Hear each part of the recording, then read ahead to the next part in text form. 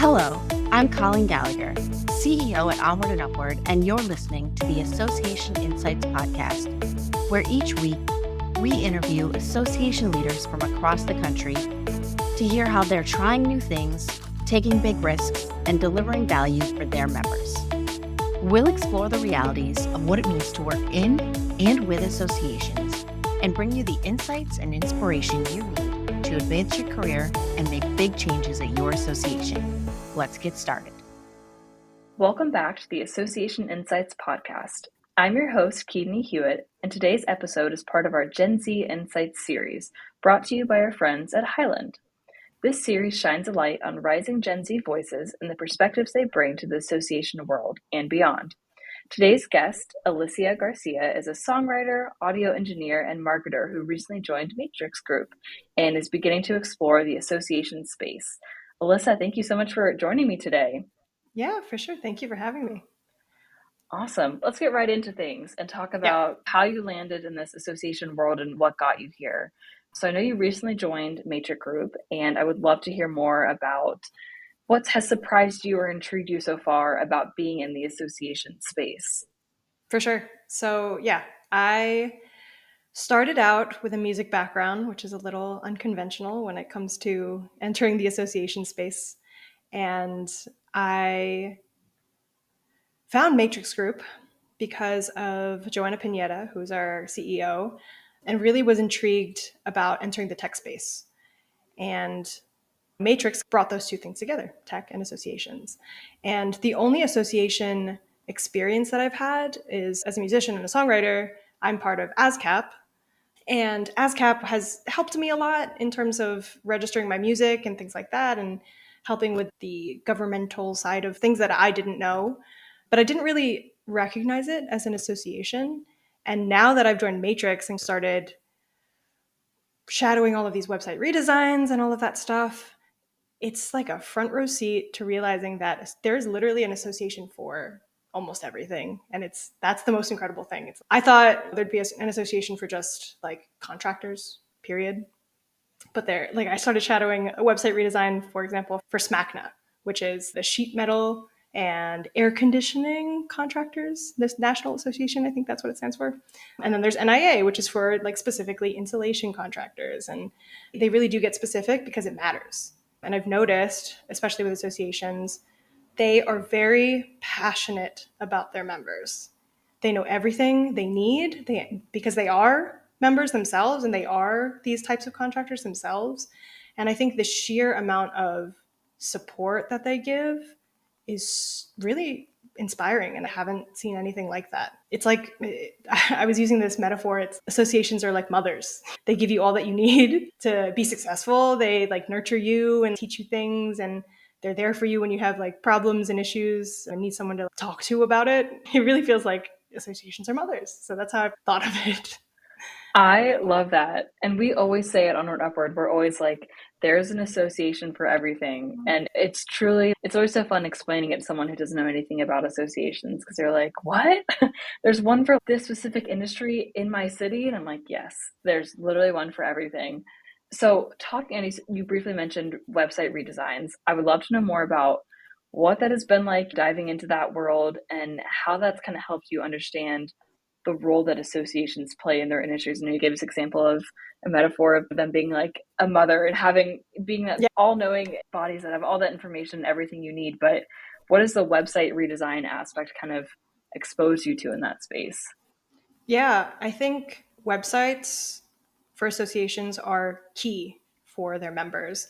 It's a hub of resources. It has everything that they're looking for, quite literally everything, from like the industry standards to make sure they're not getting in trouble and they're following the rules, to advocacy, to all the current news that's happening now to keep them well informed, to keep them on their toes. They have it all. And I think I've gone so deep into it that I've realized there are like, when I'm going through this website redesign process, there are thousands and thousands of content pages of resources for literally every type of situation. And every decision in the website making process really comes into play in terms of how can this association speak to members specifically. Every little piece on a website has meaning, whether it's like the naming convention for a specific menu item in their navigation. Like, for example, I think an association named AOPA, their community section, I think they're naming it AOPA Hub, and that's specific to their members. Like, their members are going to know, oh, that's where I go to find community. That's where I go to like talk to other people who are in the same industry as me and understand better. It even goes as far as the colors and the brand design and the logos and the typeface that they're using. All of those little changes provide a purpose and speak to those members specifically. So I think it's really cool that it makes you feel seen as a member. It makes you feel like, oh, this is familiar to me. I understand this. You're not going to give them like a weird typeface that looks really hard to read or something like that, or it looks like it's supposed to be for some other organization. Like, it is very spot on in their branding when it comes to website redesigns and how intentional they are. So I think it's really cool. Yeah, intentionality is so important too, because like you're saying, this is where everyone goes to get their information. Like, it needs to be purposeful, it needs to be easy to find. And that also shows that the association really cares too. When a member is going to visit the website, it's, oh, they thought through this for me and they've made the member journey and member process easier, and I'm able to get the resources I need that day. I don't have to reach out to them support and be like, where do I find this? Or I can't log in, or how do I access this? And especially what you're saying too about all those aspects, like the color of something and the typeface and the graphic, and all of that plays such a huge role in making a website and an association come together. And it's not just one color. It's, no one can see this, or it's not accessible, or it's really hard to see on this page, or it doesn't stand out. Then that could mean people not signing up for an event or not getting the advocacy update they need, or whatever it may be. So all those tiny pieces really do play a role in the success of an association and just kind of the larger mission. Yeah, and I think even more important than that, it's each association has different goals. Sure, they're there to provide resources and things like that. One association's goal may be solely on educating their members. So they're the thought leader in the space. They're providing everything up to date. They're creating webinars like overnight, speaking on current topics. Or there's like another industry who is really heavy on advocacy, and calls to action on their website are going to be crucial. How to get involved, how to make a difference. So I think it's important to realize that no association is the same, but they're all working towards that same goal of supporting their members and making sure that their members are successful in their industry. And I think that's really unique and the best way to support, get specific, really know your members inside and out.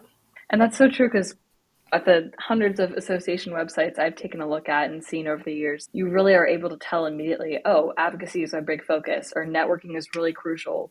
And that, it's really interesting. That can be clear from just 1 second of clicking on a website, of being like, oh, I know exactly what I'm here for, what they serve, what they do. So it's really awesome that you get to play a role in making that happen for different clients.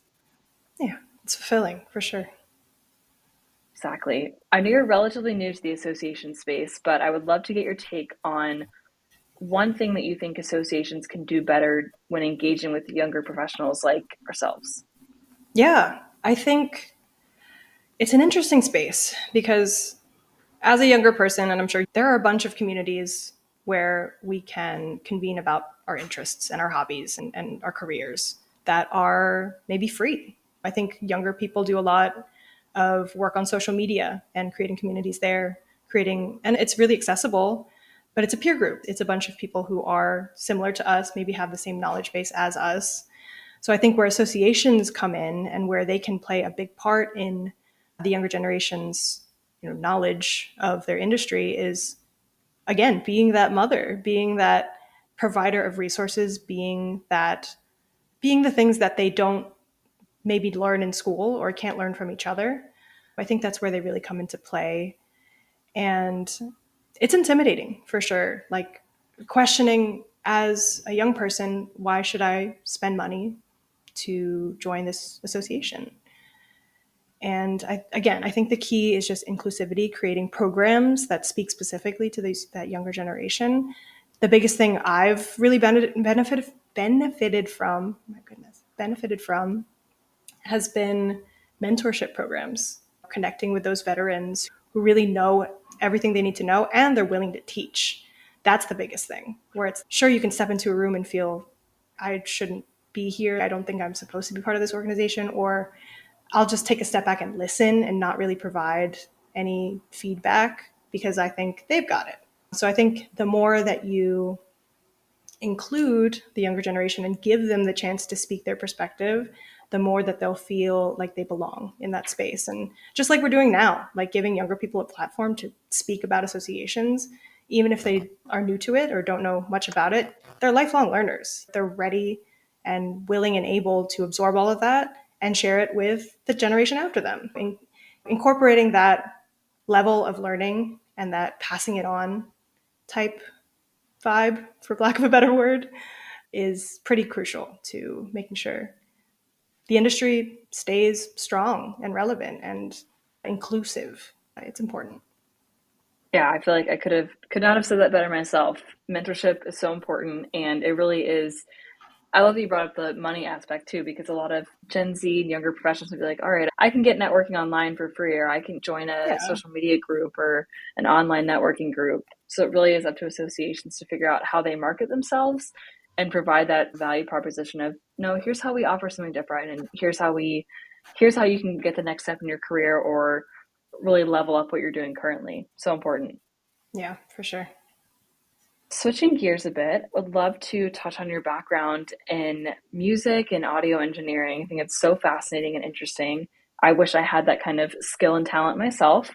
But how do you think you've used storytelling and your background in music and audio engineering in your current role or in your work right now? Yeah, I feel like inherently storytelling is ingrained in almost everything I do in life. And I try to hold on to that because it's always been important. When I was younger, the reason I started music and the reason I started writing music is because I was really shy, but I knew I had a lot of emotions and a lot of things that were happening to me day to day that I didn't quite understand or know how to vocalize. So music and writing lyrics was very much a platform for me to process that information and share my story and tell people how I was feeling. And it's allowed me to connect with a lot of people who were feeling the same. And I think as I got older too, storytelling wasn't only a tool to tell my story, but tell my family story, tell, where they came from. I'm Filipino American. So that part of my culture and that part of myself has really shined through and impacted the way that I write, the way that I play at shows, what I wear at shows, what I post on social media, what I share on social media, things like that. So I think it's crucial. It's in everything that we do, even if we're not thinking about it, telling stories. I think human beings are just meant to tell stories. So it's worth embracing it. I love that. Yeah, I feel like gravitated towards that kind of aspect too of being creative and being able to tell stories, and definitely plays a role in my day-to-day work life as well. Oh. Majority of communications and PR that I do is just telling stories. Telling stories.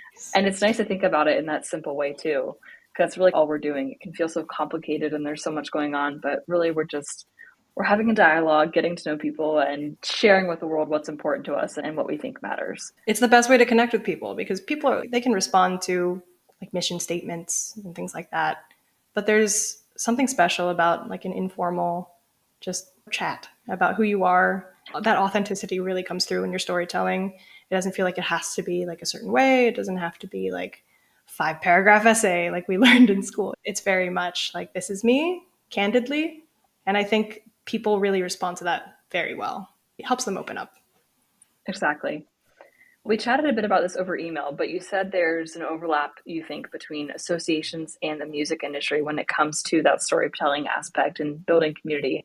So I'd love for you to expand on that and share with our listeners more about that overlap and that alignment. Yeah, I think associations, like I said, are the voice of their industry, the same way that I see a lot of popular music artists these days, and even music artists like myself, as the voice of the generation and the artists that came before us with voices of that generation. They are telling stories through their art form. It's how they're feeling, how they're reacting to things like the political landscape, things like their day-to-days, what life looks like in this lifetime. I think, yeah, again, storytelling is so important, and there's a lot of parallels between being candid and offering that to other people and therefore creating community around that. So the more you do it, the more people are going to be drawn to that, the more that you group together and you have common mindset, but also have differing perspectives and openness to tell your story and tell your perspective.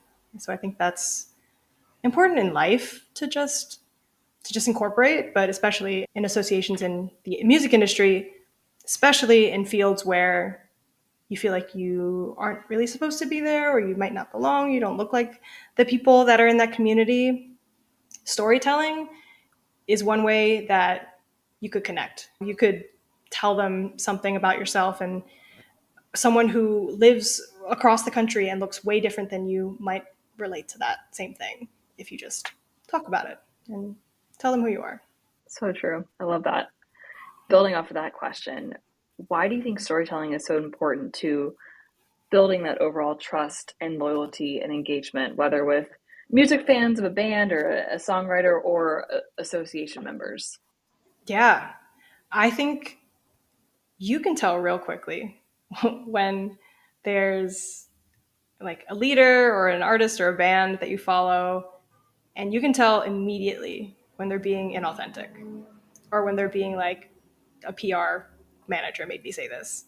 You can tell. And people don't respond that well to it because they're like, I can see right through that. At the end of the day, people respond to people, not logos, not mission statements necessarily, not jingles. There's a deeper meaning behind why we do what we do. And I think storytelling gets to the root of that. It's answering that why, because that's the most important thing when we strip it all down.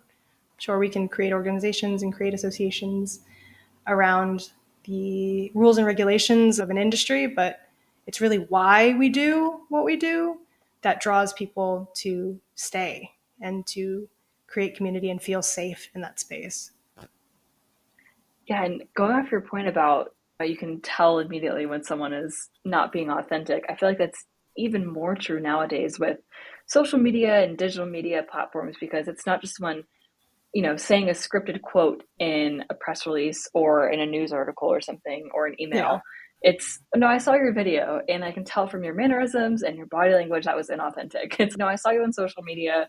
I saw your TikTok, whatever it was. Like you can immediately tell that, which I think is like great that we have those digital platforms and they're much more widespread now where it's like you really can get to the root of if someone's being authentic or not, and if their story, if you feel that trust and that loyalty from the story they're telling too. Yeah, and it can be embarrassing too if you have a platform and you're, even myself, if I'm speaking on social media and it seems really, really rigid and really not who I am as a person, my friends are going to clown me for that because they're like, that's not who you are. Who are you? So I think it's important to me that when I talk to my friends, it's the same way I'm speaking on social media. Sure, it's a platform, but it's also a space for authenticity. And I think retaining that is going to be crucial with things like AI on the rise. Yes. You never know when that response is just a ChatGPT regurgitation. You don't know. So I think staying true to yourself and knowing for yourself that you're speaking from your heart and you're speaking from your own knowledge and perspective is really crucial, especially for the future. Agreed. Talking kind of moving towards leadership a bit. I know you've held leadership roles in a bunch of male dominated fields, and as you mentioned a few minutes ago, are probably Filipino American. So, what would you say these experiences have taught you about navigating spaces where your voice might not really always be in the majority? Oh, yes. So I think the most important thing that I've learned from a lot of women mentors that I've had is that it is more than okay to take up space. The minute you feel like you don't want to take up space, and even if it feels uncomfortable, that's when you start to backstep. If you're in a room full of people, and I've been in it many times where I'm in a room full of people who look way different than me, I'm the only woman of color, I'm the youngest, and I feel like I should shut my mouth and just listen. That's the opposite of what I'm trying to do and what I want people like me and women like us to continue to do. Take up space, because when you flip that around, you emphasize that you have that difference, you have a unique and refreshing perspective that might change up the game and might bring new ideas to the table that are revolutionary. You never know. And it's on the other side of that, it's if you're in spaces that are intentionally ignoring your perspective and ignoring your existence as a person, whether that be you're LGBTQ, you're Asian American, you're a woman of color, any of these things, then you have a choice to exit those spaces and find spaces that will include you because they exist. And that's something I learned firsthand and grateful to have learned. But yeah, be in spaces that appreciate who you are and every bit of who you are. Yeah, that's so true and so important too, because progress is made when there's a difference of opinions and there's a little friction and a different perspective. If we just continue having the same conversations with the same types of people, then nothing gets anywhere. It's boring. We don't, it's so boring. So I couldn't agree more. And this episode is very special because it airs during Asian American and Pacific Islander Heritage Month. So I'd love to hear, what does that month mean to you personally? And what kinds of representation do you feel are still missing in professional or creative spaces? Yeah, this means so much to me. And I think it's a time to celebrate and acknowledge who I am as a person and where I come from, but also the generations before me who worked tirelessly and worked so hard to come to the States and give me the opportunities that I have today. I know growing up, I didn't see a lot of Filipino people in media. I didn't see them in leadership roles, in popular music, and things like that. So I really thought for a long time that wasn't where I was meant to be. But that was so false. And I think we've definitely taken some steps in the right direction because I see artists like Olivia Rodrigo and her who are unapologetically Filipino American, and they speak on that using their platform. And I think it's so exciting and so refreshing to see people who look like me on big stages like that because it makes it possible. It makes it so much more tangible in your mind when you can see someone like you on a screen or on a stage speaking on important things and being that leader. It makes you think that you can be in their shoes. And it also reminds me the importance of finding community around, I guess, specifically Asian Americans for me, but around people who are like you, around people who share your culture. Personally, it's been super exciting and important to me to join Matrix Group because, like I said, our CEO is Joanna Pineda, and I've been following her for a while now. And she's a CEO and a Filipino American. And that's the first time, me personally, I've ever seen that. And it's been such an honor to learn from her from the short time that I've been with Matrix. And again, we talked about mentorship and how important it is. That's the key. Having someone not only who you can look up to, but people around you who do look like you and who can support you when you feel like you're not supposed to be there, or there's that imposter syndrome sinking in.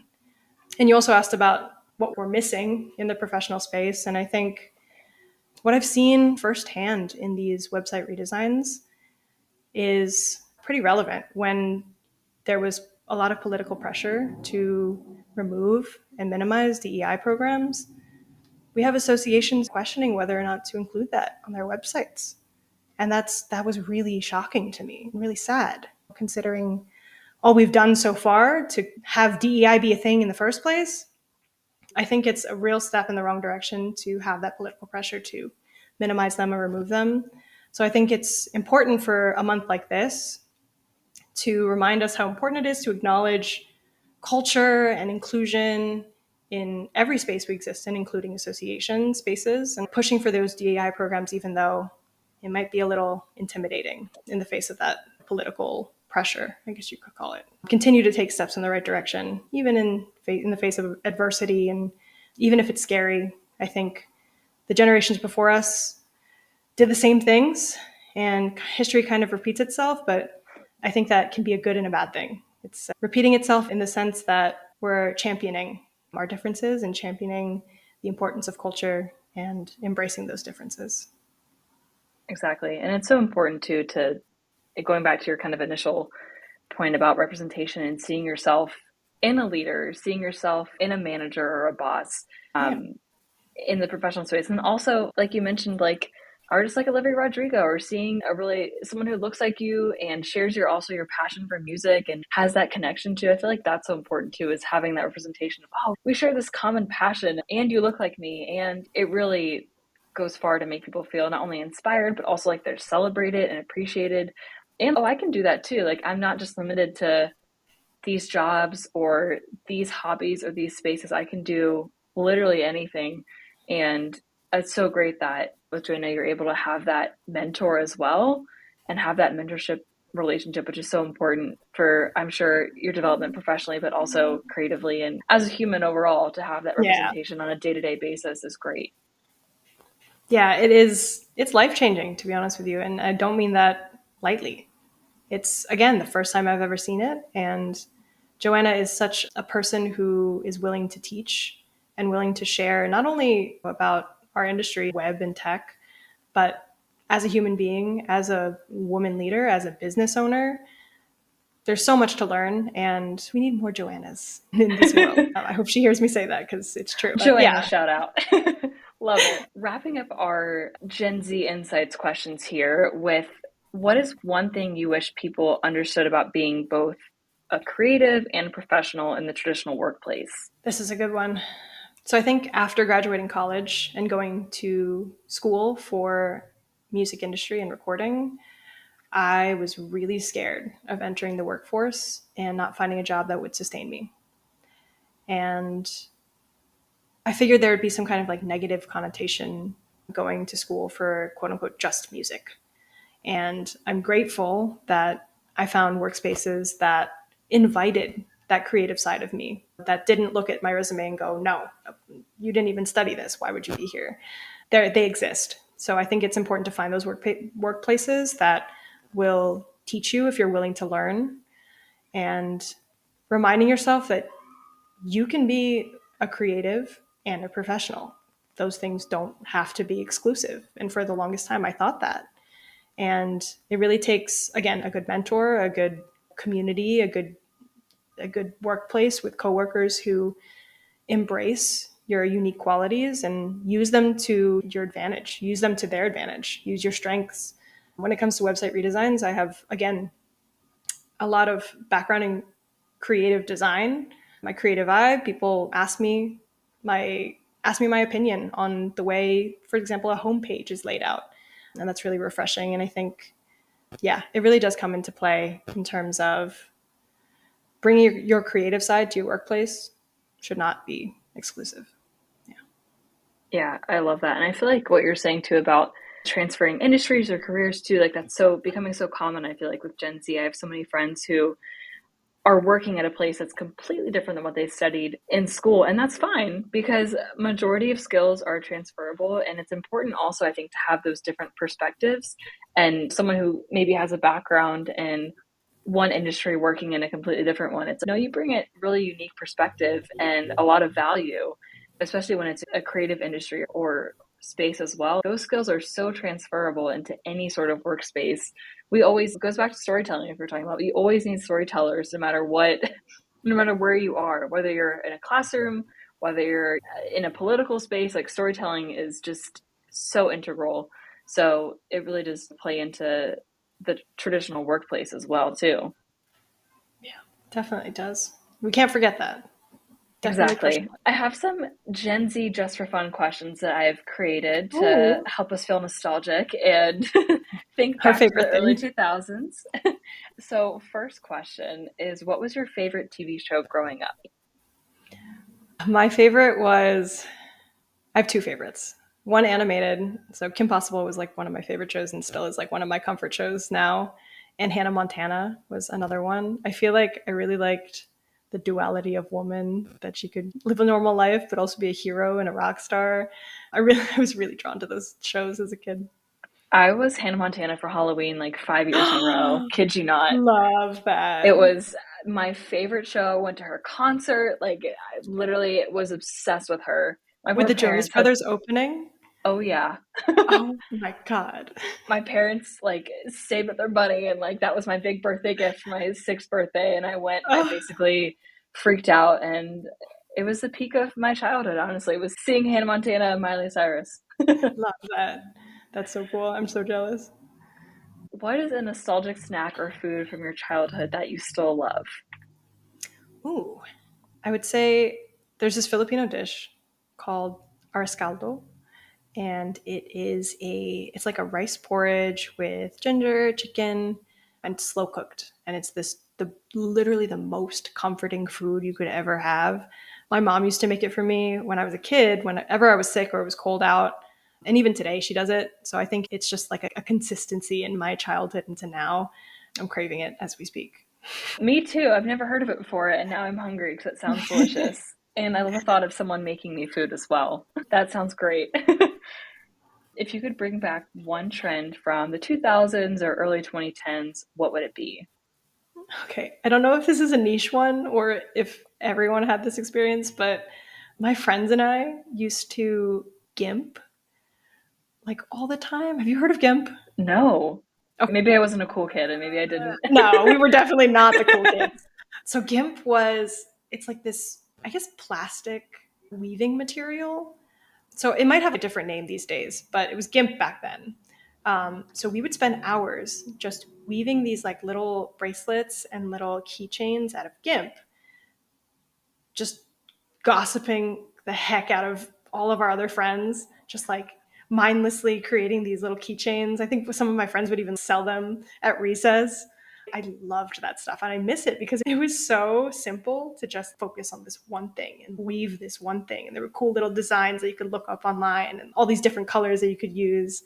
I miss it. I definitely bring back the arts and crafts, please.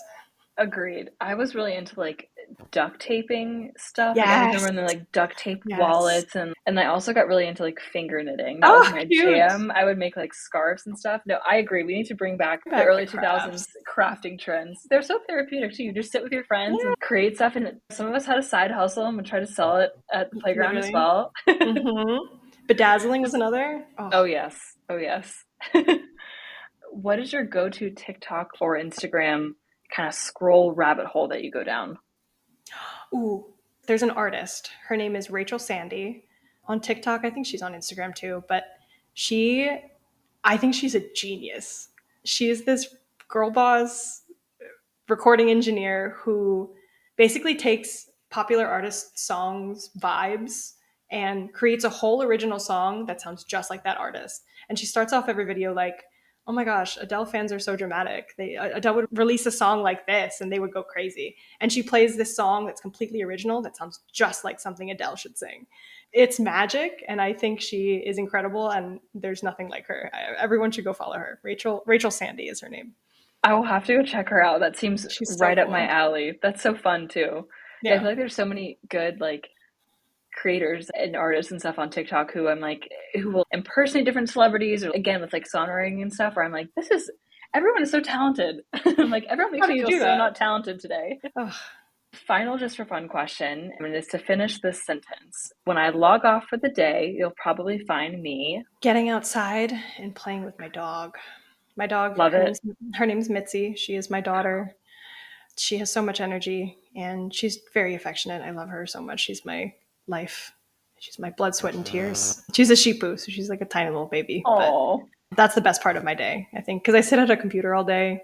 Yeah, getting outside immediately is what I need. So she gets me out. No, I love seeing the 501. It's like huge swarm of everyone outside, leaving the office, leaving their desk, refreshing, getting some sunlight, photosynthesizing. I'm like, that's what I like to see. Photosynthesizing. So important. Awesome. Alyssa, you've been amazing. This was such a great conversation, and I really loved getting to learn more about you and your background, and have no doubt that you're going to do a ton more amazing things at the Matrix Group. And another big thanks again to Highland for making this series and this episode possible. Yeah, thank you so much for having me. This was so cool and so fun to get to talk about this. So thank you, Kivani. Awesome. Thanks, Alyssa. That's a wrap for today's episode.